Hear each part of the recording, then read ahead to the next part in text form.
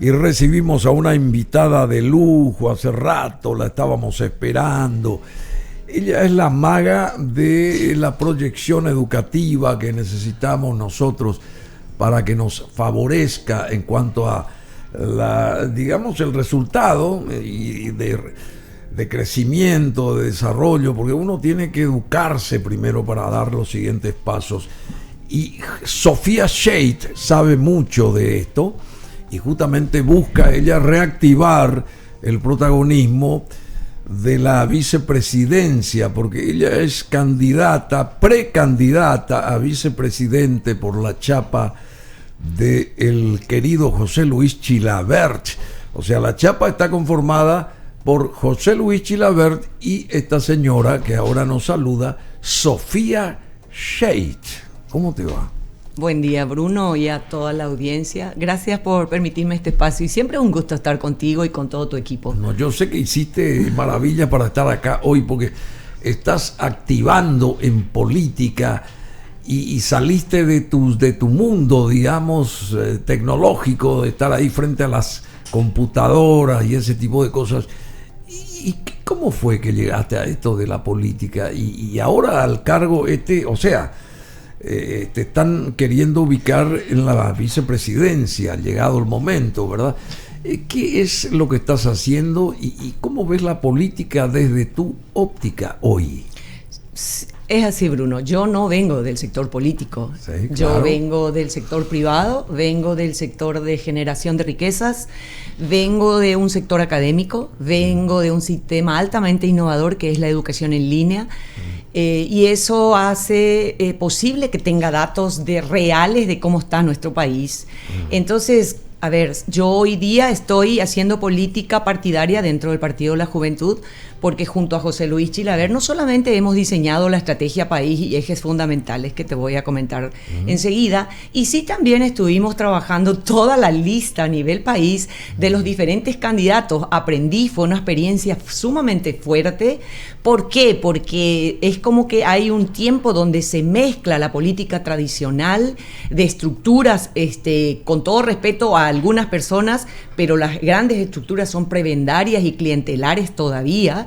Eso significa que si yo soy candidata a diputada, cuánta plata me van a enviar, cuántos operadores voy a poder contratar, y el modelo que estamos diseñando es altamente convocante y está fuera de ese modelo. O sea, hay una vaca lechera. Debería haber, pero nosotros No, en estos partidos tradicionales. Sin duda, a eso voy. Sin duda, y eso nos trajo a las realidades que tenemos. ¿Y tienden a desaparecer estos partidos tradicionales? Absolutamente. ¿Por qué? Hay como dos escenarios. Un escenario pequeño donde el sector político crea sus propios problemas políticos, van resolviendo, gastando su tiempo en esos problemas políticos y se olvidan de la gran cantidad de paraguayos que no somos políticos y necesitamos de gobiernos competitivos. Y necesitamos de política. Necesitamos de buena política. Exacto, la política es la herramienta de solución de la problemática que tenemos. Y hoy día tiene un rezago a esas soluciones de largo tiempo. Entonces, tengo un escenario que intervenir a partir de un proyecto país. Por eso te decía que venimos trabajando con José Luis. Él es una persona altamente disciplinada. ¿Cómo es él realmente? Yo no lo conocía, Yo sí. Pues, soy muy poco futbolística. José Luis Chilavert, ¿cómo es? Hoy día humanamente José Luis Chilavert profesionalmente. Tuvo un 30 años, 25 años aproximadamente, no tengo el número exacto, sí. Que ha dejado el fútbol. Sí. Él se ha dedicado a crecer como empresario, a crecer como un líder, formando líderes. No te olvides que él da charlas, conferencias de liderazgo en el mundo. O sea, estamos frente a un candidato internacional que para nosotros como equipo, porque yo venía con un equipo técnico, obviamente que ese es mi escenario, donde mi caparazón era lo técnico, convocó a un grupo técnico que nos aliamos al equipo de José Luis Chilavert, que también era técnico. La gente cree que él desde el fútbol va a resolver. Desde el éxito del fútbol promovió una experiencia de vida que le llevó a ser exitoso en otros ámbitos también. O sea, el éxito del fútbol lo hizo conocer, ¿verdad? Lo hizo conocer y le dio la capacidad de anclar éxito en diferentes otros ejes. Te repito, él es un empresario, ya no sigue haciendo fútbol. Entonces, es sumamente simple conversar y encontrar ejes comunes y debatir primero al interior y luego presentar a la sociedad. Pocos candidatos tienen la espalda de credibilidad, de seguridad, porque él es una persona que se comprometió siempre con nuestro país, en el fútbol, claro, pero ahí uno nota cuando, por ejemplo, te voy a dar detalles simples, si la reunión es a las 7 de la mañana, 7 menos 3 minutos, él entra a la sala de reunión, o sea, es altamente disciplinado, y eso no es una cuestión tan fácil difícil de determinar, porque si vos sos disciplinado, llegarás al éxito. La disciplina es uno de los factores fundamentales para cualquier proyecto, para cualquier intervención, y obviamente tener un liderazgo fuerte. Él tiene un liderazgo fuerte, él tiene un liderazgo que estructura sus decisiones en datos. ¿O por qué crees que estamos diseñando toda una política de corrupción, anticorrupción? O sea, una política de anticorrupción necesita, que después quiero hablar, un montón de datos en tiempo real, y una de las banderas del proyecto José Luis Chilaver es fundamentalmente que los paraguayos que abandonaron la educación vuelvan a la educación. Entonces ese proyecto se llama Rompiendo Brechas, creando vidas. Y eso es una oportunidad no solamente para los jóvenes que hoy día tienen 15 a 25 años. El andamiaje esencial. El andamiaje esencial de esta política es la tecnología. Entonces, no, y la educación a través de la tecnología. Totalmente, pero no olvidemos de que una educación que permita, no me gusta el término, reclutar o reincorporar nuevamente al sistema, hoy día tiene que saber en qué situación está cada paraguayo. Yo no puedo abrir en las academias o en la escuela un proyecto político para que vuelvan todos a aulas si yo no le puedo traer al aula física. Eso es muy difícil porque el paraguayo, uno de los factores de abandono es el entorno socioeconómico. Entonces yo tengo que llegar, nosotros como equipo vamos a llegar al paraguayo en una convocatoria nacional donde pueda abordarse que los aprendizajes que dejaste de tener porque no concluiste los 12 años. Bueno, con Sofía Scheidt estamos, una persona a la que hay que escuchar porque sabe mucho, tiene grandes metas y tiene muy buenos proyectos, muy buenas estrategias también, porque ella sabe de esto. Realmente, con estas recorridas territoriales que te sacaron forzosamente de ese gusto. Sí, ya sé, pero de ese ámbito en el cual estuviste durante muchos años y de repente te invitaron, te convocaron, vení vos, Sofía, quiero que seas, que conformes mi chapa, te habrá dicho José Luis. Así es. ¿Qué pudiste, digamos, descubrir en medio de tanta gente, de los paraguayos que también necesitan de algún soporte, están oteando el horizonte para ver quién se apiada de ellos? ¿Cómo ves el país hoy? A ver. Exactamente lo que acabas de narrar. El Paraguay está a espalda de los políticos. Los paraguayos ellos viven a espalda de nosotros. Entonces, o sea, los políticos. Los políticos viven a espalda de nosotros. Ellos tienen sus propios problemas, no nuestros problemas. Entonces, navegar por el territorio es casi que ir a escuchar cómo se sienten, pero por sobre todas las cosas, cargar en mis espaldas la esperanza. La esperanza de tantas mujeres. Yo siento que soy mujerista, entonces como que las mujeres... Allá la invitaron a Esperanza Martínez. No, esto para romper. Sí. Esto es para... No, yo creo que ella es una política con sus líneas. Cada uno trae consigo sus líneas. Esto para romper el hielo. Yo soy una persona que vengo de un sector... que merece todo nuestro respeto. Totalmente de acuerdo. Muy inteligente, Esperanza Martínez. Total y absolutamente de acuerdo. Yo creo que hay grandes mujeres en mi país y por eso creo en nosotras, porque nosotras para trabajar en equipo no tenemos problemas. Hasta al baño vamos todas juntas. O vos escuchaste alguna vez que el hombre le dice a otro hombre, che, vamos para el baño cuando estás en una fiesta. Nosotras todas juntas vamos al baño. Quiere decir de que sí necesitamos un liderazgo de mujeres y con caballeros. ¿Qué encontrás en las mujeres ahí paraguayas, digamos, y gente que está en el campo? Esfuerzo. amor por los hijos, eso se traduce en amor por la patria, la búsqueda incansable de darle un proyecto de vida a los hijos, independiente de la situación socioeconómica. El esfuerzo es atroz. Las mujeres se levantan a las 4 de la mañana, también los hombres. Yo no digo esto, no estoy discriminando, pero ¿por qué toco la realidad de la mujer? Porque hago preguntas técnicas. ¿Por qué tan pocas mujeres estamos bancarizadas? ¿Por qué tan pocas mujeres bancarizadas?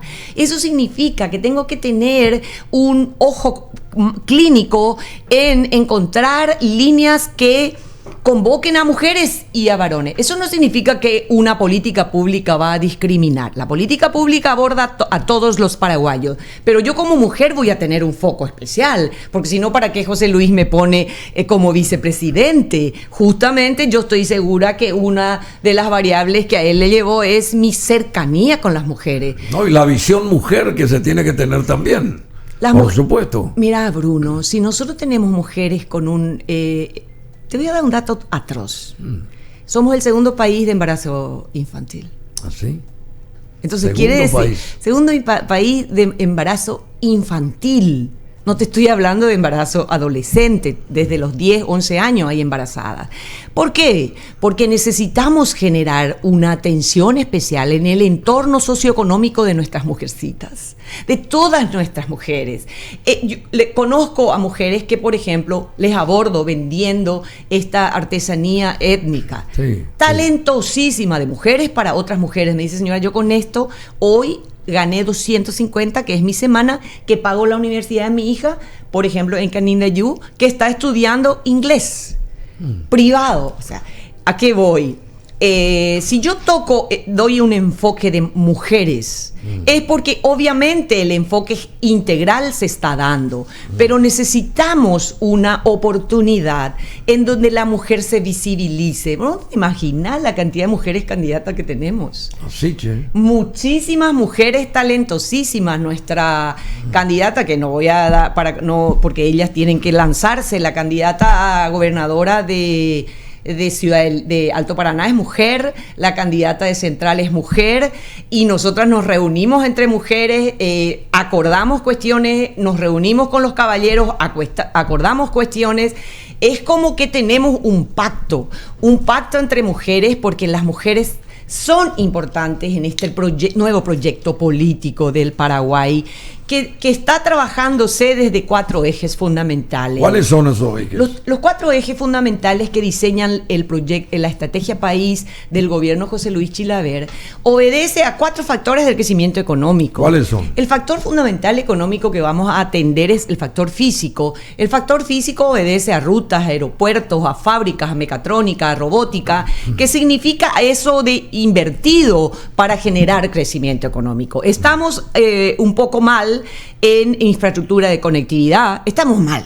Qué poco mal. Estamos mal. Nuestra conectividad es pésima. No tenemos puerta de salida. Creo que esto ya expliqué. Esto significa inversión para que la conectividad sea competitiva. Eso va a permitir que Bruno y todo el equipo de Bruno tenga una conexión mucho más competitiva, donde la bajada y subida de contenidos te va a propiciar a vos crecimiento económico, porque eso termina todo en eso. Entonces, la producción de bienes, servicios y obviamente la producción de conocimiento hoy día tiene una infraestructura básica, que es la conectividad. La conectividad, el internet. Entonces, si miramos la conectividad vial, estamos trabajando en la infraestructura física. La conectividad vial, claro que este gobierno hizo, creo que, no me acuerdo cuántos kilómetros, no le quiero hacer, pero ¿será que esa conectividad generará crecimiento económico en todo el Paraguay? ¿Será que hubo un estudio de las externalidades sociales que llamamos? O sea, kilómetros de ruta. Kilómetros de ruta versus muerte. Kilómetros de ruta versus cantidad de camas. Kilómetros de ruta versus cantidad de escuelas conectadas. La educación ya se reformó hace rato y todavía no nos dimos cuenta de cuáles son las brechas que tenemos que salvar, las habilidades que no tienen nuestros jóvenes, y queremos introducir ideología de género. Por el amor de Dios. Tenemos que trabajar las ciencias básicas que nuestros jóvenes no conocen. ¿Hay gente pobre en Paraguay? tenemos 400.000 personas en la miseria. 400.000. Que eso significa que no comen todos los días. Así, che. Exactamente. 400.000 Entonces, personas. ¿qué significa objetivamente ahí? Trabajar la seguridad alimentaria de estas personas, pero no bajo un subsidio. Tenemos que asumir que las políticas subsidiadas tienen un costo muy alto si tenés un país que no tiene ingreso fiscal. Nosotros tenemos hoy día un déficit fiscal y los préstamos que hacemos vienen para pagar gastos corrientes, salario, y no para instalar la infraestructura física que adeudamos al Paraguay. Hace rato que se Te das deuda, hace cuenta rato. que una estrategia país con infraestructura física, el segundo factor, no menos importante, es el capital humano. El capital humano estructura en calidad educativa y acceso a la salud, pero una educación oportuna para todos los paraguayos. Eso significa el desafío de romper brechas, creando vidas, del proyecto José Luis Chilaver y Sofía Shade, por el cual queremos que se nos recuerde siempre, porque creemos exactamente que la política igualadora de oportunidades es la educación. Bueno, ¿cómo van a hacer, supongamos imaginariamente, que lleguen ustedes al sitial más elevado de la República? ¿Cómo comenzarían a desarrollar ese intento de transformar el país? Nosotros sabemos que tenemos grandes reformas del Estado que trabajar, porque no te olvides que la reforma del Estado también fue postergada desde el 2000, 2002, que vienen intenciones algunas en formato parche, en el ámbito financiero, en el ámbito monetario, nos permitió una estabilidad macroeconómica, pero que en la microeconomía no generó habilidades para, por ejemplo, rediseñarse a los actores emprendedores, microempresarios después de la pandemia. Sí. La cantidad de muertes de microemprendimientos que hubo, no tenemos datos fehacientes. Significa... no se tienen. Sí, porque tendríamos que tener datos previos, exactos, de todas las empresas, microempresarios, fidedignos. Entonces, si yo tengo un 66% de empleos informales, quiere decir que nuestra empresa será que son formales. Entonces, no tenemos esos datos. ¿Y por qué entro ya al análisis de datos? Porque el cuarto factor importante que frena el crecimiento de los países es la corrupción. Entonces, dejemos aquí de lado la cuestión de la corrupción, pero que transversaliza a todas las políticas públicas y a las realidades de los paraguayos. ¿Y la seguridad? Absolutamente. Entonces, vuelvo a repetirte, la infraestructura física que es necesaria, que hablaba al inicio, conectividad, espacios digitales, ciberseguridad, ambientes seguros en el espacio público. Eso también se debe trabajar desde lo social. O sea, ¿por qué yo tengo tantos? Voy a ir al famoso nombre que no me gusta, motochorros, todo lo que es el acto delincuencial de los microrrobos. Porque justamente tengo problemas sociales estructurales que no fueron trabajados en sentido profundo y holístico. ¿Qué quiere decir eso?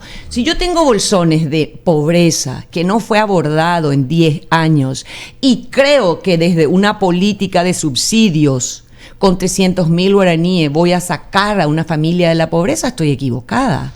Porque un subsidio de 300.000 guaraníes lo que hace apenas es aumentar el agujero fiscal de mi país y no generar riquezas en estas familias. ¿Por qué? Porque fundamentalmente debo tener la seguridad de una educación competitiva y que le contenga dentro del sistema y el acceso a la salud. ¿Cuántos paraguayos tenemos fehacientemente acceso a la salud? ¿Por qué los hospitales están llenos en los pasillos? O sea, ni siquiera la salud organizada dentro de lo que es IPS. La función del IPS, la fusión del IPS con el Ministerio de Salud hay que conseguirla alguna vez. Yo lo que creo que hay que conseguir es evitar la corrupción de los dos ámbitos. Ya Pero sé. Lo que pasa es que el nuevo modelo del sistema de salud no puede sugerirse bajo estos niveles de corrupción. Porque si no es lo mismo. Hay mucha corrupción acá, Sofía. Pero ¿y dónde están los millones de dólares que se prestó bajo el marco de la crisis sanitaria? ¿Dónde están? No sé. Entonces, por eso... Estoy preguntando todos los días acá. Justamente, ¿por qué nosotros en el equipo con José Luis Chilaveri, él nos presentó equipo de Suiza, varios equipos europeos, nosotros tuvimos la oportunidad en equipo de trabajar con un equipo de Corea y otro de Singapur, en donde ¿qué se trabaja? La corrupción, las políticas anticorruptivas, pero con modelos predictivos. ¿Para qué? ¿Qué significa un modelo predictivo? Yo ejecuto una política pública hoy día y normalmente la corrupción o el daño patrimonial o el daño del servicio es a posteriori. O sea, nos dimos cuenta que después se robó todo. ¿Y qué pasó en ese daño patrimonial? No tuviste salud, no tuviste educación. Entonces, la política anticorrupción... Y el que robó no está en la cárcel. Totalmente. ¿Por qué? Porque el sistema de justicia tampoco no tiene, entre comillas, supuestamente datos y comienza toda una investigación y el proceso. Por eso que la gente sigue delinquiendo.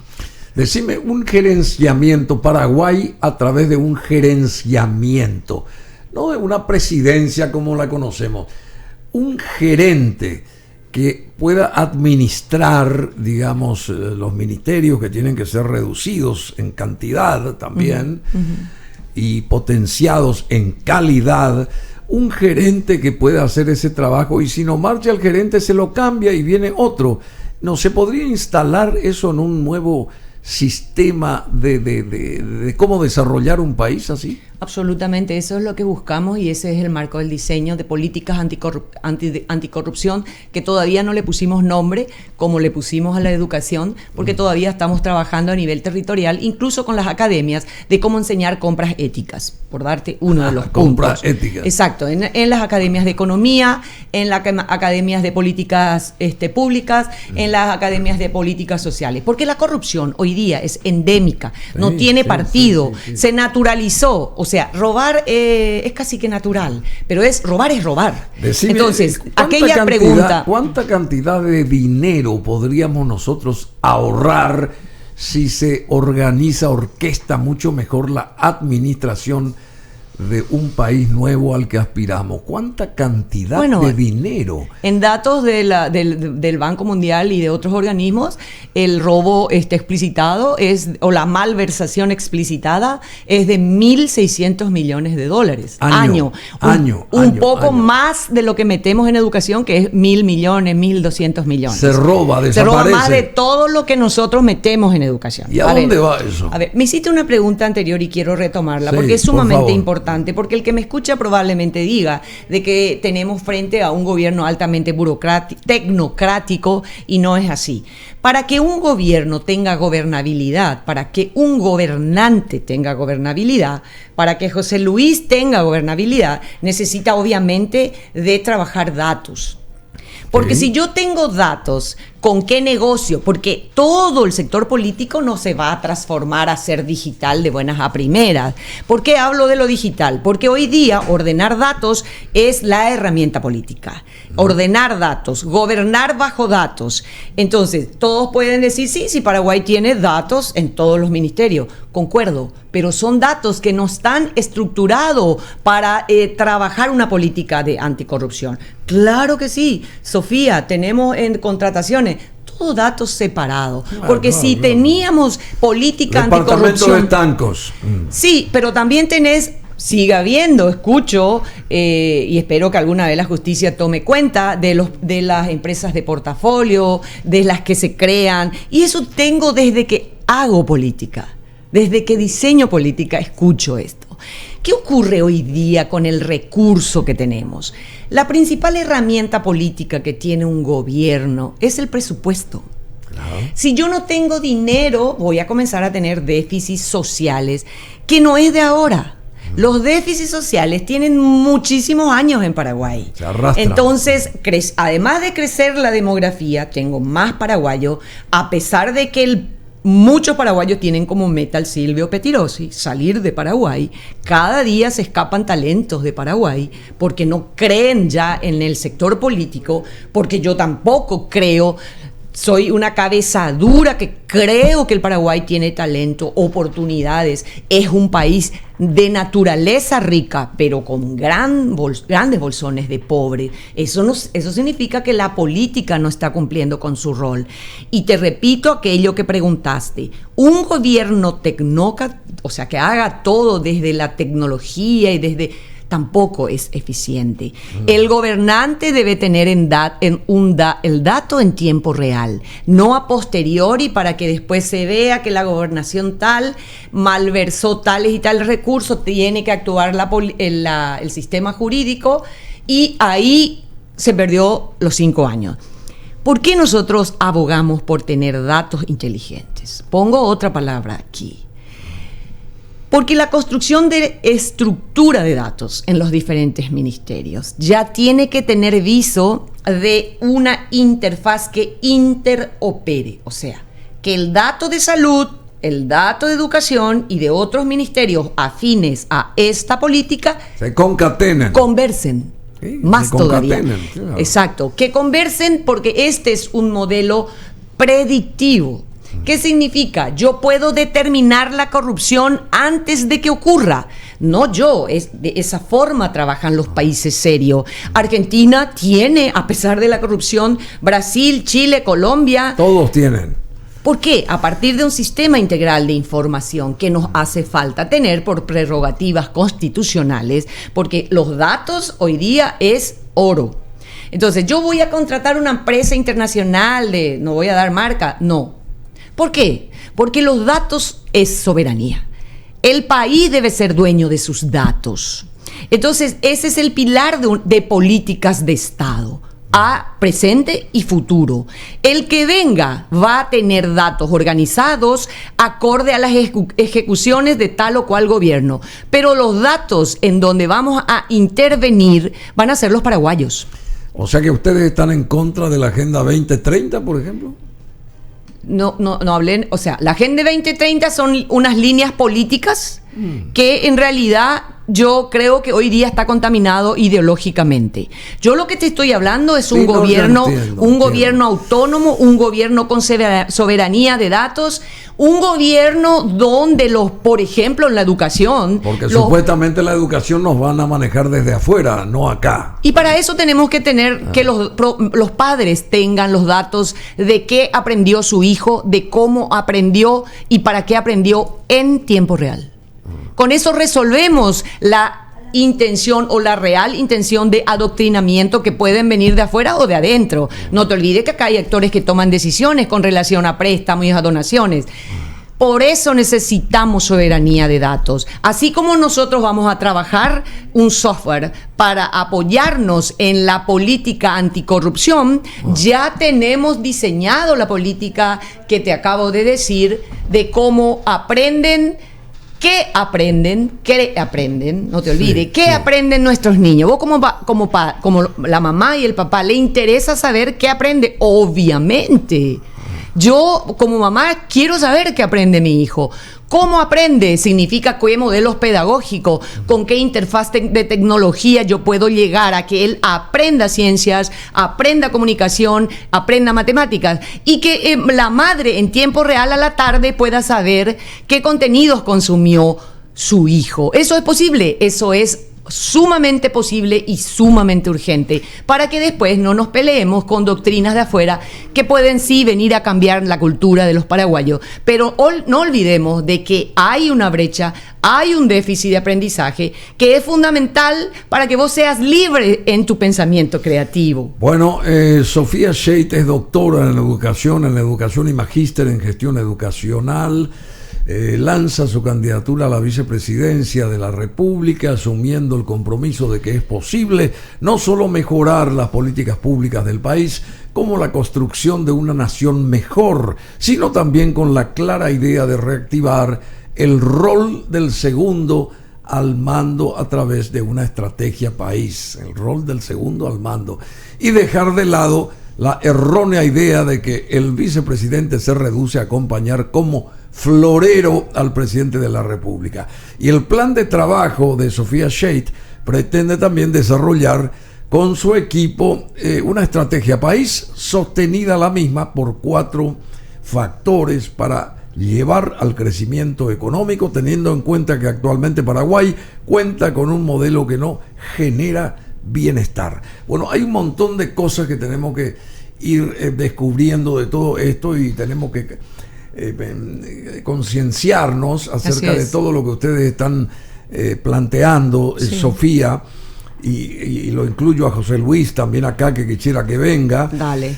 Cuando pueda él. Nos está viendo, así que... Sería fabuloso que venga, así que te invitamos, José Luis. Vos sabés que te invité varias veces, me gustaría que estés acá con nosotros.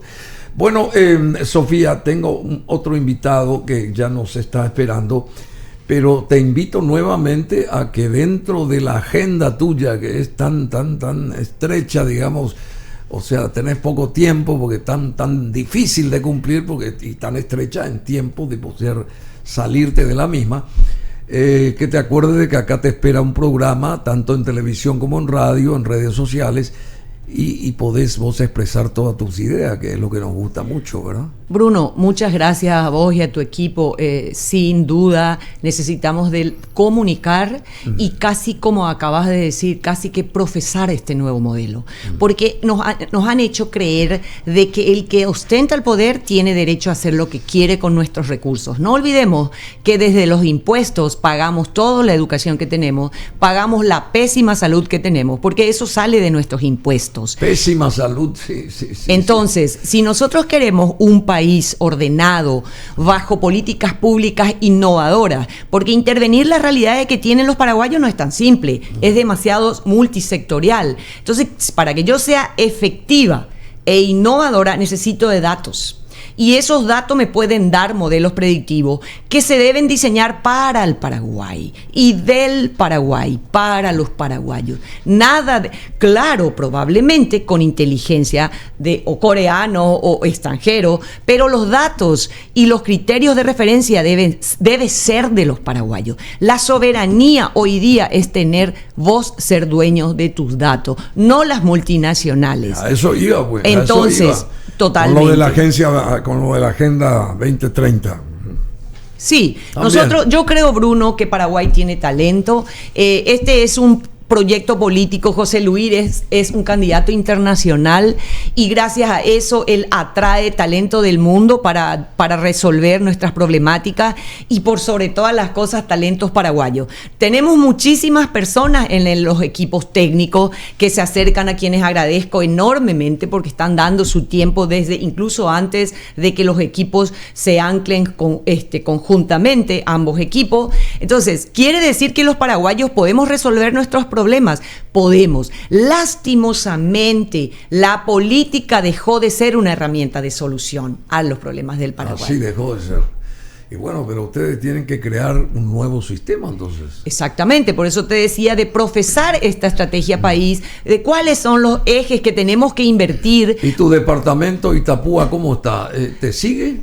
Totalmente. Nuestros departamentos siempre más trabajado va a ser Central, Alto Paraná e Itapúa, porque son los departamentos donde estamos con mayor demografía. En cambio, el político tradicional dice porque tengo mayor cantidad de votos. Claro que atendemos el voto, pero estamos enfocados en crear una nueva estructura ciudadana. ¿Lo estamos logrando? Te vas a dar grandes sorpresas. ¿Pero qué recibe aquel que sufragia a favor de tal o cual persona? Hoy día estamos que sí, yo te apoyo, pero ¿a cambio de qué? Bueno, el proyecto político es un elemento convocante. Este proyecto es político, no es apenas un proyecto electoral. Claro, la gente se da cuenta de que ya tenemos un montón de visos, de soluciones. Y hacer transformar el país, hacer que el país se transforme, ¿verdad? Que mejore. Pero con la participación, que justamente. Que la gente, que qué sé yo, podemos ser una Suiza nosotros acá. Totalmente. Tenemos todas las condiciones. Pero la deuda es la educación. ¿Por Sí, qué? claro, Porque el siglo XXI necesita de nuevas habilidades para el empleo. Y si yo voy a traer inversión extranjera directa, que es una gran necesidad para un nuevo boom económico, porque tenemos que aumentar la dinámica económica, porque yo no puedo crear 500.000, 600.000, 700.000 empleos si no hay crecimiento económico. El crecimiento económico da como origen el empleo genuino. Esa es la base. Después veo otra.